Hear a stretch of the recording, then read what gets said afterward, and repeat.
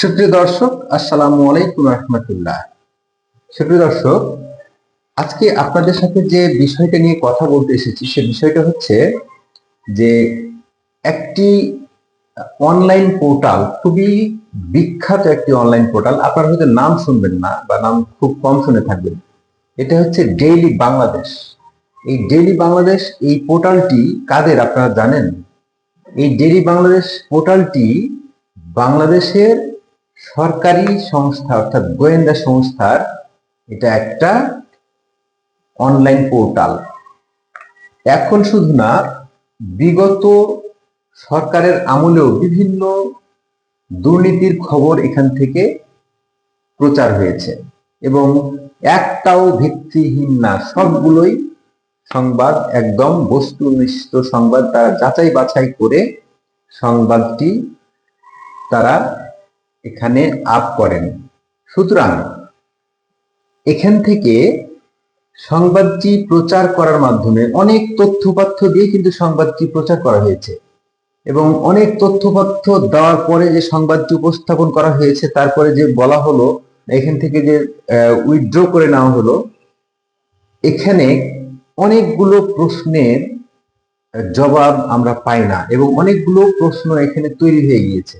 সমাজে যারা অনেক সুশীল চিন্তা করেন, যাদেরকে আমরা বলি রাষ্ট্রচিন্তক, অথবা বলতে পারি আমরা যে যারা কিনা বাংলাদেশ নিয়ে খুব ভাবেন, যারা কিনা পজিটিভ চিন্তা ভাবনা করেন, যারা কিনা বাংলাদেশকে নিয়ে যাদের অনেক গবেষণা আছে এবং বিশিষ্ট গুণীজন যারা, তারাও কিন্তু এই তাদের পেজে, ফেসবুক ভেরিফাইড পেজে বিভিন্নভাবে এটার প্রতিক্রিয়া জানিয়েছেন যে এটা আসলে অনেকেই বলতে চেয়েছেন এমন যে যখন বাংলাদেশে মুক্তিযুদ্ধের পরে একটা অবস্থা ঘটে যেটা কিনা অনেক মুক্তিযোদ্ধারা, কিছু অসাধু মুক্তিযোদ্ধা ছিল, অবশ্যই ছিল, তারা কিছু লুটপাট করেছিল।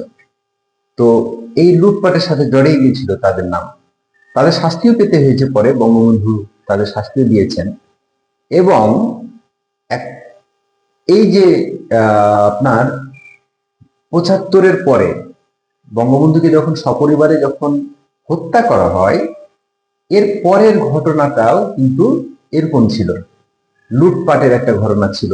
এবং ২৪-এর পরে দেখলাম এই লুটপাটের ঘটনা আমরা অনেক জায়গাতে দেখেছি, বাড়িঘর লুটপাট করে নিয়ে যাওয়া, তারপরে হচ্ছে আওয়ামী লীগের নেতাদের, মন্ত্রীদের বাড়িঘরে থেকে সবকিছু ভেঙে চুরে নিয়ে যাওয়া ইত্যাদি, এগুলো আমরা দেখেছি। সুতরাং ঘটনা হচ্ছে যে সমন্বয়কারীরা ইদানিংকালে আমরা শুনতে পাচ্ছি যে বিভিন্ন তদবির বাণিজ্য করে তারা শত শত কোটি টাকার একটা বাণিজ্য করছেন। ভাই, কিছু রটে তো কিছু বটে। আবার এমন একটা পোর্টালে নিউজটি পাবলিশড হয়েছে একটা গোয়েন্দা সংস্থার, এটা কিন্তু একটা খুব বিশ্বস্ত একটা নিউজ পোর্টাল। সুতরাং আপনি তুড়ি মেরে উড়িয়ে দেবেন তা হবে না, কারণ হচ্ছে এইখানে অনেক তথ্যপাত্র ছিল। ওই প্রতিবেদক এটা আবার ক্ষমা চেয়েছেন, তাহলে কি অনেক প্রশ্ন চলে আসে না যে সরকার কিংবা সমন্বয়কদের চাপে, ভয়ে এটা কি তারা করেছেন? এমনটা হতে পারে? তাহলে আপনি বুঝেন যে বাংলাদেশের একটা গোয়েন্দা সংস্থার চেয়েও তারা ক্ষমতাধর। যদি এমনটা হয়ে থাকে, রিপোর্টটা যাচাই বাছাই করে প্রকাশ করা হয়নি এবং প্রতিবেদকের উপরে দায় চাপিয়ে দেওয়া, এই সংস্কৃতি আজকের না, এই সংস্কৃতি অনেক পুরনো। শুধুমাত্র নতুন বোতলে পুরনো মদ, এই আর কি, আর কিছুই না, সবকিছু আগের মতো, আগের চেয়েও ভয়ঙ্কর কিছু কাণ্ড।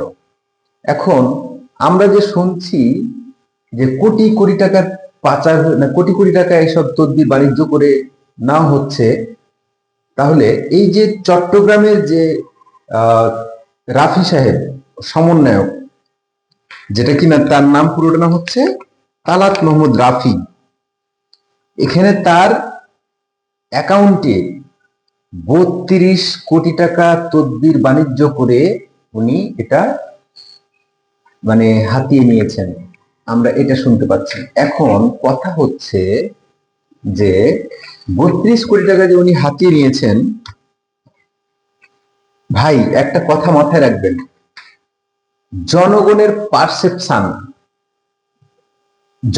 পারসেপশন না খুব গুরুত্বপূর্ণ একটা ম্যাটার, খুবই গুরুত্বপূর্ণ একটা ম্যাটার।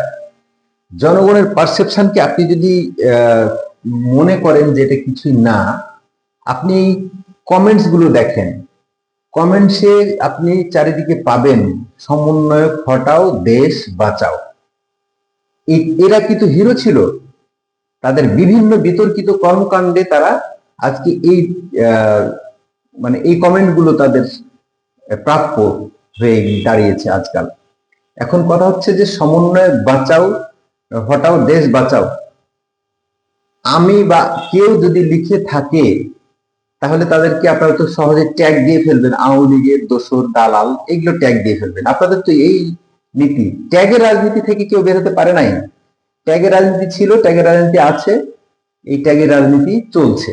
সুতরাং ট্যাগ দেওয়া ছাড়েন, নিজেরা সংস্কার সংস্কার করে সারাদিন চিৎকার করতেছেন, নিজেরা সংস্কার হন। আপনারা তদবির বাণিজ্য করছেন, বাতাসে ফিসফাস করে যে আসে সেগুলো একেবারেই উড়িয়ে দিবেন না বা উড়িয়ে দেওয়া যায় না।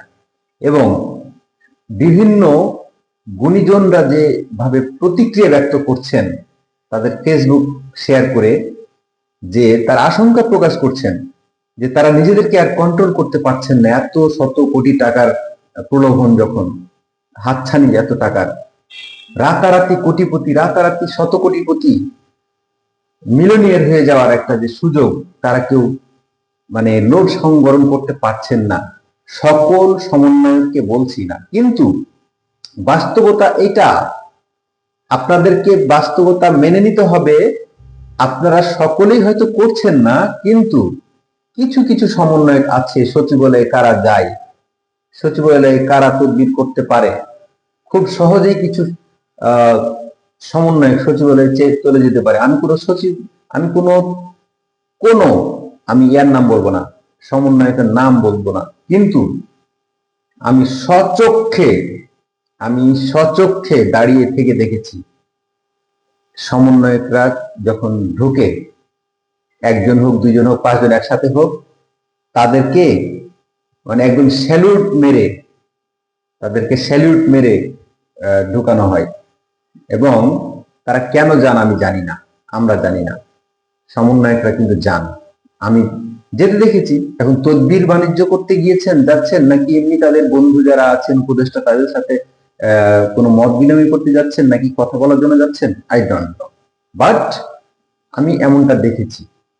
আমি কারো নাম বলবো না, এবং আমি শুধু এটুকু বলবো, এমন যদি ভয়াবহ পরিস্থিতি হয়ে থাকে তাহলে 24-এর চেতনা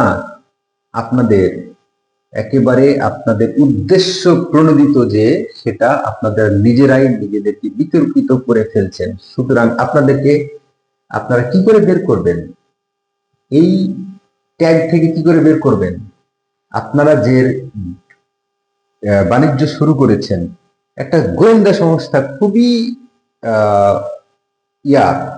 রিনাউন্ড, খুব ফেমাস দেয়ার। সো এই ডেইলি বাংলাদেশের যে নিউজটা পুরোটা ছিল তারা ডিলিট করে ফেলছে বা উঠিয়ে ফেলছে। এখানে কতগুলো যে বর্ণনা ছিল, সংবাদটি পড়লে আপনাদের একবারও মনে হবে না, একবারও মনে হবে না। সুতরাং আমি মনে করতে চাই, কিছু রটে তো কিছু বটে। সুতরাং সমন্বয়করা আপনারা নিজেদের আগে সংস্কার করুন, এবং আপনাদের মধ্যে অনেক কিছু ঘটছে, পাবলিক পারসেপশন তাই বলছে। পাবলিক পারসেপশন ভুল হয় না, কারণ হচ্ছে এই পাবলিক পারসেপশনেই শেখ হাসিনা উপরে মানুষের এত ক্ষোভ, বিক্ষোভ এবং অবশেষে গণ অভ্যুত্থান। সুতরাং বাংলাদেশের মানুষ খুব রাজনৈতিক সচেতন, সো আপনারা নিজেদেরকে এবং নিজেদের অবস্থান ক্লিয়ার করুন, নইলে আগামী দিনে ভবিষ্যতে আপনাদের যে অর্জন এখনই প্রশ্নবিদ্ধ হয়ে গিয়েছে, আপনারা আরো বড় ধরনের প্রশ্নবিদ্ধ হয়ে যাবেন। সুতরাং আপনারা আপনাদেরকেই সংশোধন করুন, সংস্কার করুন, শুধু এটুকুই বলার আছে। ভালো থাকবেন, সুস্থ থাকবেন। আসসালামু আলাইকুম রহমতুল্লাহ।